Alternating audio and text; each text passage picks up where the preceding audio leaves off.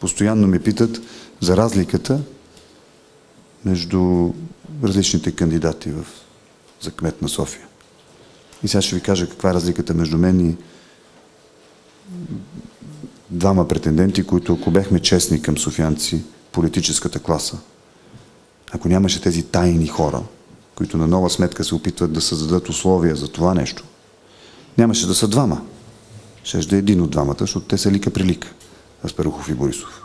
Но все пак, понеже са двама души, да ви кажа с кого да започна. С Аспарухов или с Борисов? Какво ни различава? Изберете си. Моля? Първо ще бием Аспарухов, така че почва и с първо. Б или А. Б или А. Първо е Бриго. Това ли беше? Добре. Ето, ще ви го кажа това, което преди 5 минути си го написах.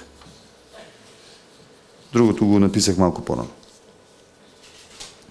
Значи, аз овладях хиперинфлацията и деноминирах лева, с което станахме стабилна държава.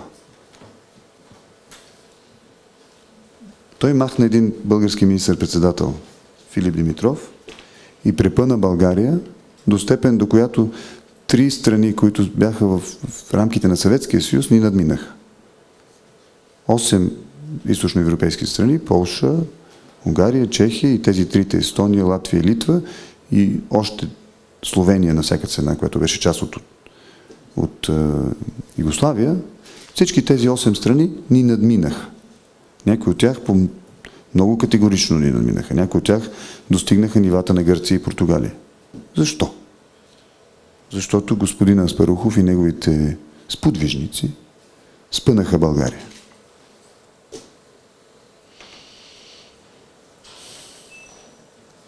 Аз знам как се управлява прозрачно и ефективно и съм го така казал,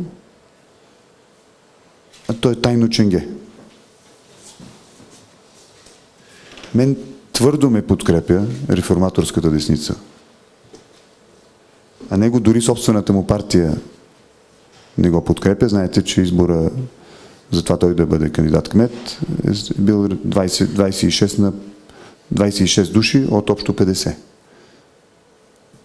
Господин Кадиев е имал подкрепа от 24 души. Той беше предложен за съветник по сигурността на министър-председателя и го отрече целия свят. Аз носих огромна отговорност за валутния борд и целият свят дойде да ме съветва. Като казвам целият свят, съвсем буквално.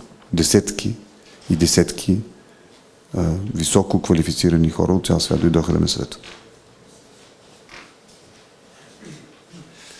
Днешни финансисти и икономисти ми приемат доста радушно. А днешните разузнавачи му се смеят на него.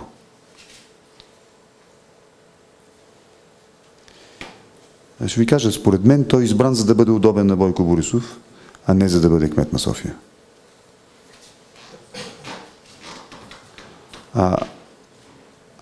Аз ще бъда избран за кмет на София, за да може общината на града да работи за гражданите, а не гражданите за общината.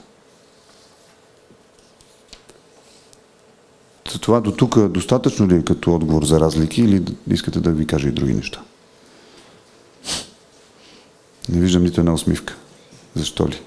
Да, 1, 2, 3, 4, 5. Да кажа ли за Борисов? По-кратичко е, по-ясно е даже. По-лесно ми беше. Защото там разлика... Когато говоря за Аспарухов, много силно се вълнувам негативно. Значи, спомням си мечтите, които съм имал тук. Спомням си всичките години на надежда. Спомням си всичките усилия в бизнеса, които съм правил. Спомням си огромните усилия в публичната администрация. И си спомням усещането за съпротива, тайна съпротива. Постепенно разбрах, че тя се изразява от едни чудовища. Той е чудовище. За господин Борисов не мога да кажа това. Той е човек. Да кажа ли за Борисов? Значи, десен е... Не, десен съм аз, а той не е. Аз съм от Демократическата партия, а той е бил в БКП. Мен ме биха на януарските събития и не ми е много приятно да се вижда тази снимка, защото не е нещо за хваляне. А той охраняваше Живков. Мисля, че се вижда тук. Аз съм професионалист в управлението на много различни неща, а той със сигурност не е. Аз ще бъда кмет 4 години, а той смята да зареже общината в първи момент, в който има парламентарни избори. Аз ще строя нова София, а той се занимава и ще се занимава с партийно строителство.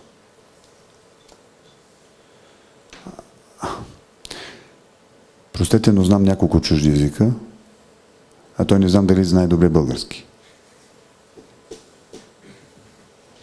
Имам програма за София, а той иска София за своя програма. Аз обичам София, а той обича властта.